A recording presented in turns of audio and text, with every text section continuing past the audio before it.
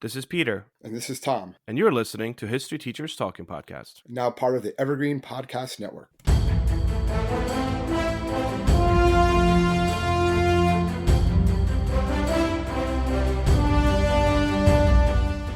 All right, this is Peter Zablocki and Thomas Reska, and welcome back to our podcast. All right, Tom, we're visiting an area in the world I don't think we really covered that much. We've kind of mentioned here and there, maybe, never in this much detail.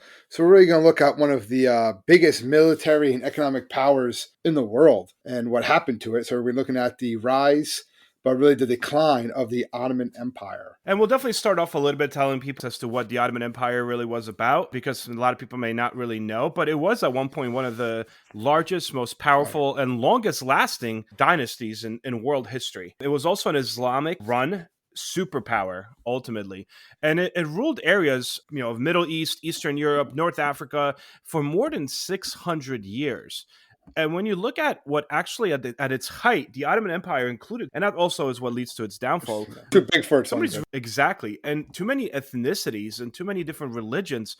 It ruled Turkey, Greece, Bulgaria, Egypt, Hungary, Macedonia, Romania, Jordan, Palestine, Lebanon, Syria, and half of Arabia would become Saudi Arabia, as well as a considerable amount of North Africa coastal strip. This was rightfully so called. Oh, without a doubt, it's an empire. It was, like we said, it's stretchy. You can look at it in the maps from that time, really hitting its, and we'll talk about it a little bit, but hitting its peak, I guess, in 1683. That was when it's at its greatest extent. And a lot of the area that we would call the Middle East today was all under this control, right?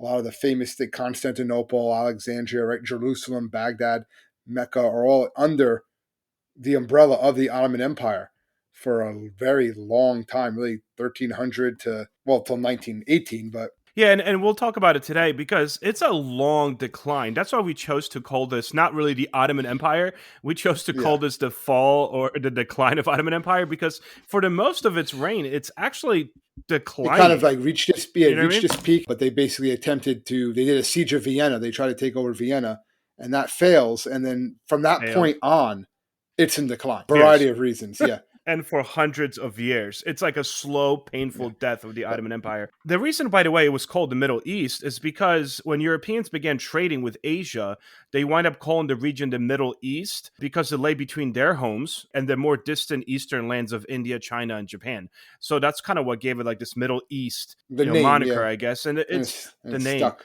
It's the birthplace of three great religions that have fundamentally changed the world. We're talking about Islam, Judaism, and Christianity, Islam being the youngest of the three, but by far had the most followers in the region. This is also within this region where you have this massive Muslim empire that is created by the Turks and then the Ottoman Turks and ultimately the Ottoman Empire, which ironically also then falls back to simply becoming modern-day Turkey of whatever's left of this empire. So let's just briefly talk a little bit about what we know about this empire. Queen Esther Osman, right? He was the founder of the Ottoman Empire. Yep. He's his first ruler. He hailed from Anatolia. And he was basically just a regional ruler there. He gathered other Turkish tribes, and he found the empire, which dates all the way back to 1299. Expanded through wars and conquest of the other lands in that nearby is when the empire really becomes big time because it captures Constantinople, which was the capital of the Byzantine Empire. And its capture marked the end of the Byzantine Empire. Basically, the Ottomans took control of it, and they expanded their empire. So they kind of combined their growing Ottoman Empire with the Byzantine Empire, and that becomes this massive one that when history really talks about. Like we mentioned, this stretches into Europe. Yeah. This isn't just Middle East. This is Europe, Africa, Middle East, Asia. I mean, this power significantly grows. And going as far as Greece, which is actually one in mid-1800s, one of the first ones that kind of disattaches itself from it. But a few interesting things about the Ottoman Empire. I mean, they're known really for their art and science, painting, poetry, textiles, carpet weaving, ceramics, and they were huge initially, which is what gave it its wealth, in trade. Trade is what was the key to the wealth of the Ottoman Empire. Especially controlling that much land. They're going to have those trade routes. And a lot of it, if you look at it, they're right by the waterways. So especially between, like I said, between Europe and Far East. They were like the in-between that made money. It was like the middleman. There's some interesting things when I looked at about this empire, though. Did you see this idea of sultans? There's this new policy that winds up emerging. If someone was crowned a sultan of the Ottoman Empire, his brothers would automatically be imprisoned to make sure that there was no one that would stand up to that power. At one point, it actually got really intense that when a sultan had a firstborn son, they would kill all the brothers of that firstborn son. If any other men were born to that sultan, they would be killed to ensure that the rightful heir would take And the that was throne. some of the issues that really led to the decline too. All this nepotism, all this infighting, people vying for power, corruption is one of the things that eventually will lead to this Ottoman Empire's slow decline, because this is how it's run. And there's a lot of concern for the Sultan. I mean, there's so much threat of assassination that he more or less, when you were a Sultan, you would relocate all the time just for your safety. It Stay in was the same violent place too. until Yeah, like, I mean, it was an empire. We talk about like the Roman Empire was like, built on like blood and war, but the Ottoman Empire really was constant threat of death, which is one reason why the sultans had to always be moving and stuff like that, because you never know what happened to them. there was this system, The the Shire. Shire, created in 1400s that required conquered Christians to give up 20% of their male children to the state. So this child that was taken from Christians would have to convert to Islam, become a slave. They were like servicemen to the Ottoman military and the Ottoman elite. So let's get into this decline of the Ottoman Empire and kind of talk about what might have caused it, and then from there All right, we'll well, kind of go in as to the results. like they said, they conquered Constantinople, right? Changed its name to Istanbul, and they really are maintaining this power for quite some time. They're adding Syria, Egypt, all this other thing, and they're really reaching this peak in the 16th century. But what happens at the height of its power? They have Western Asia, North Africa, and its army was, very well. They led the world in health, technology. But the things that started to lead to their collapse are also what like helped them. So they saw there's a lot of like rival empires in the area, Habsburg, the Russian empires. They all had military size and technologies too that will eventually dwarf the Ottomans. And what you're also seeing is European countries form something called the Holy League, right? They kind of come together because they want to try to stop the Ottomans from coming into Europe. I don't interrupt, but the Europeans also want to control the trade routes. Yeah, but they're trying to become a major power in that region also, because they want their trade routes. Yeah. Like, absolutely. So Yeah. the Greeks and the Serbs rebel and they win against the Ottomans. And then they have a lot of wars against the Russian Empire. So it's a lot of destabilization. They don't necessarily beat constantly. It's just constant fighting. And you have they have fighting other people. You have the infighting, and that's going to weaken them. It's one of the things that's going to lead to their decline. If you're cooking and you're thinking of ingredients, there's a few ingredients that hinder the It's Ottoman not just Empire. one, yeah. One of the big things is the industrialization aspect. While the rest of Europe, primarily in Britain, so you have to remember there's the British Empire, there was the Ottoman Empire, eventually you have the unification of Germany, which kind of gets that empire vibe. All the other European nations are industrializing at a really rapid pace when you have the Industrial Revolution. So you're talking about building machines, railroads, and really in a sense, different countries, particularly starting with Britain, become very wealthy, while the Ottoman Empire remains very dependent on farming. Even through like 1700, 1800s, it's just stuck. And one reason for that was because of all the corruption. Even though they had like a ruler, they also had all these like regional dictators, more or less, right? They didn't have that centralized structure that you were seeing in a lot of these other rising empires. I mean, at this point, we're saying empires, we mean countries, basically, right? Britain, France, even Russia to a certain extent. And they just were not keeping up. Because of that, their economic growth was slow and weak, but also their technological growth was slower. So this was an empire that at one point led the world in technology and medicine, and now it's declining. They're not keeping up, and this is going to come to really hurt them when industrialized wars like World War I, which we'll get to, came into place. They were not ready to meet that effort.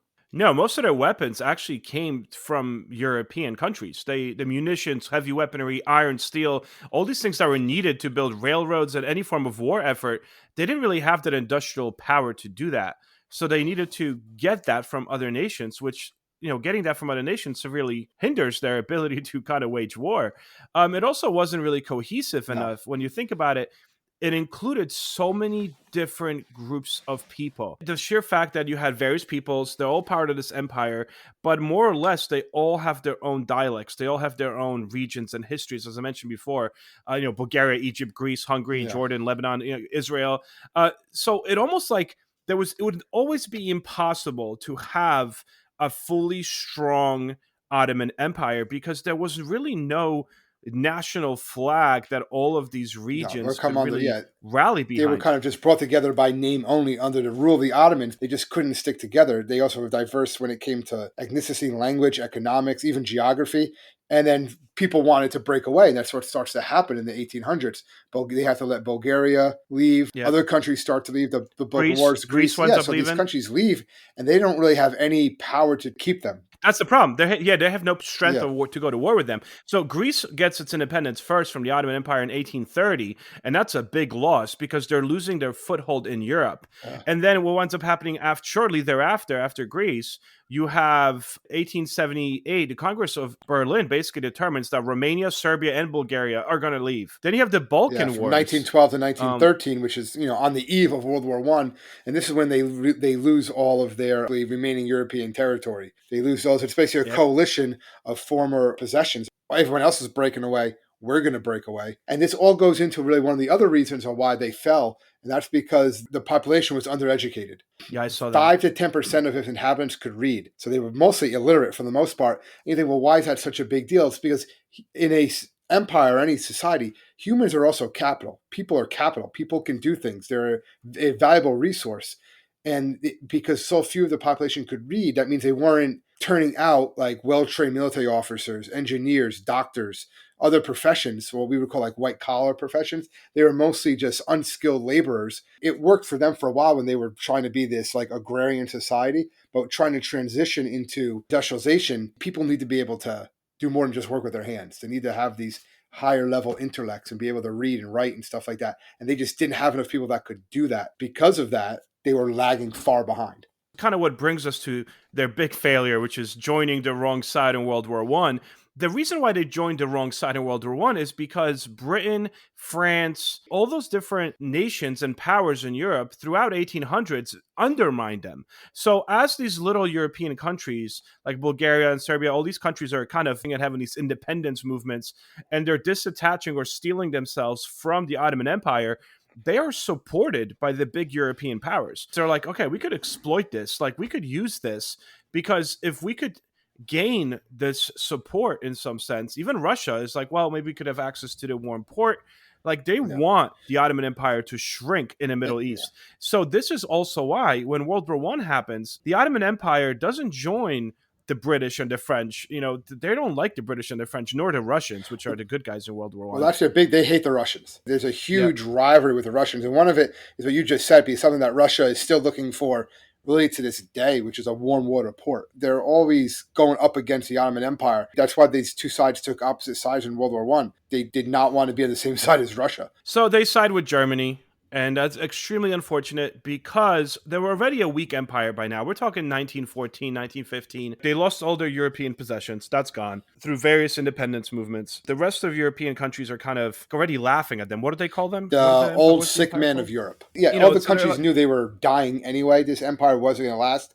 And really, World War One was their last chance, maybe to survive. Maybe if they're on the winning side in this, they get some more territory. They're industrialized through the war, through Germany, which was a industrialized country at this point. So it was kind of their last ditch effort. But like you said, they choose yep. the wrong side. And even when they start fighting, their army is just not mechanized. We talk about like the tactics in World War One, and we listen to some of our other podcasts on how that led to a huge amount of casualties. Ottoman Empire was a great Yeah, example of that. They were not absolutely. ready to fight this new age mechanized warfare that was happening because of machine guns, tanks, airplanes.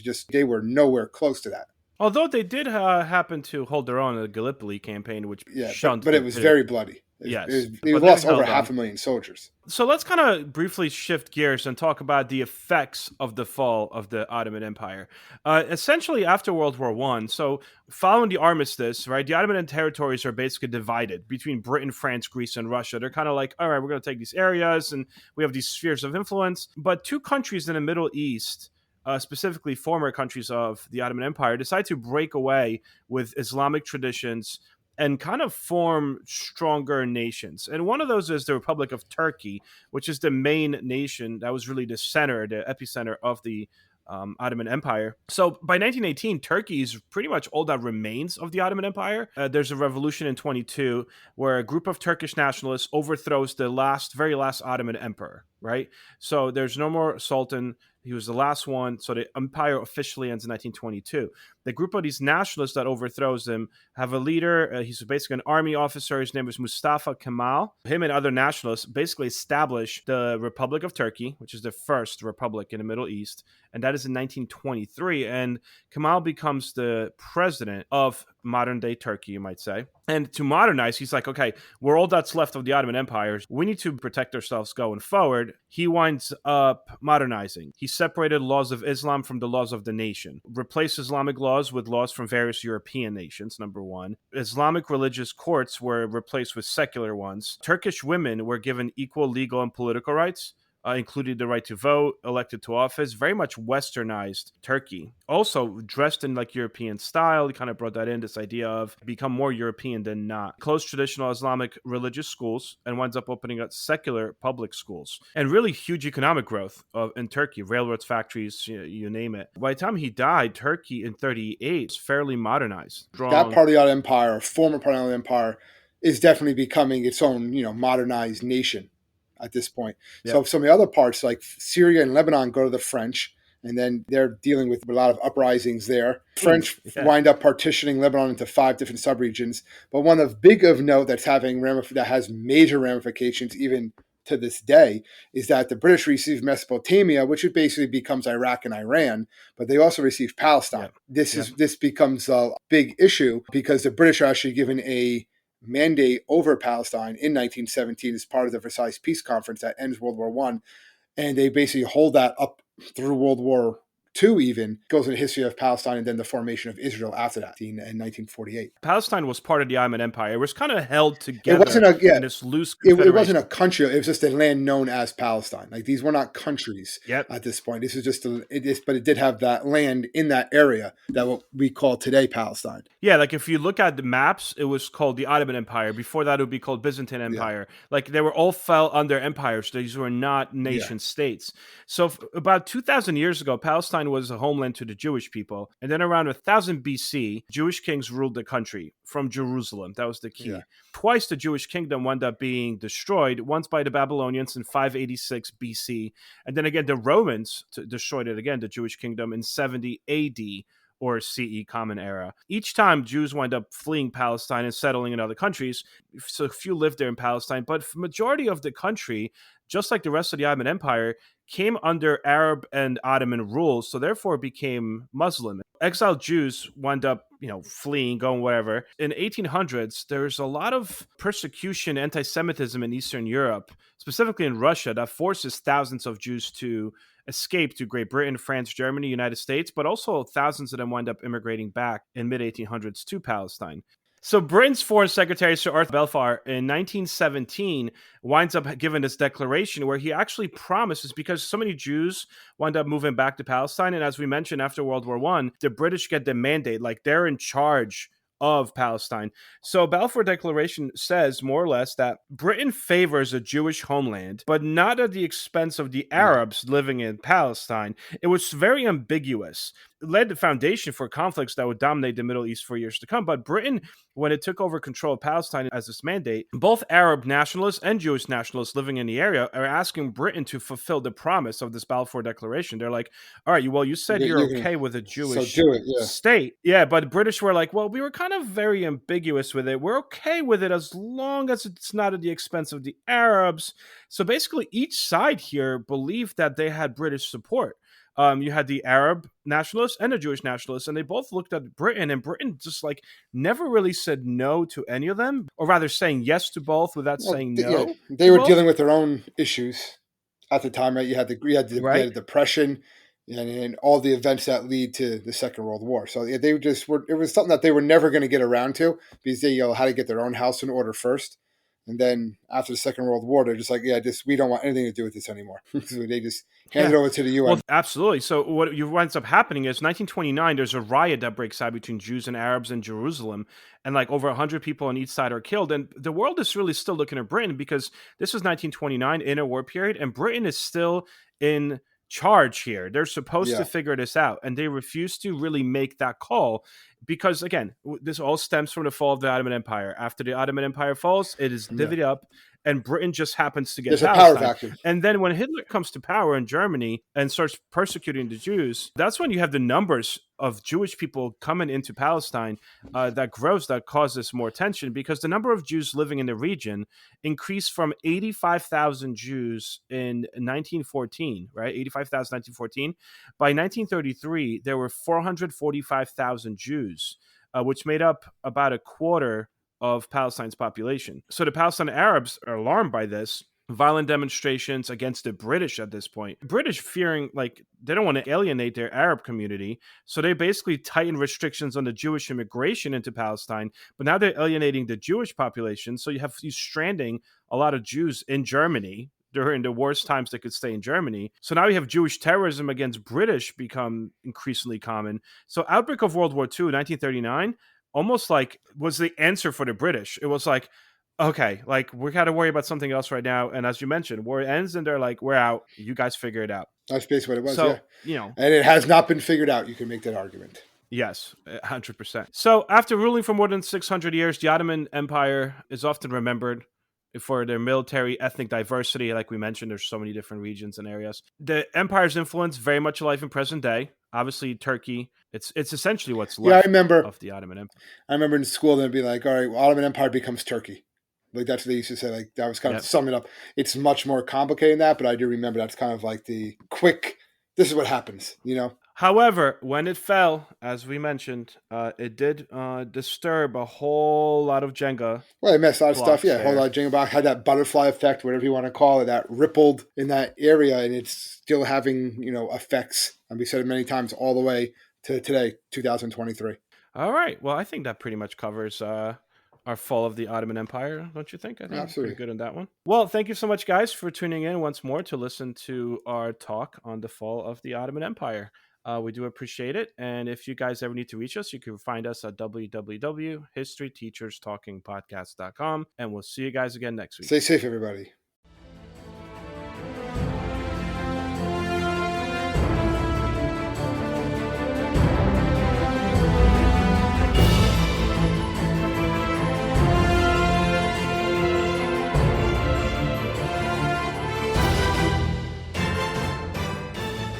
I hope everyone enjoyed our podcast, and if you would like to email us, you can do so at historyteacherspodcast@gmail.com.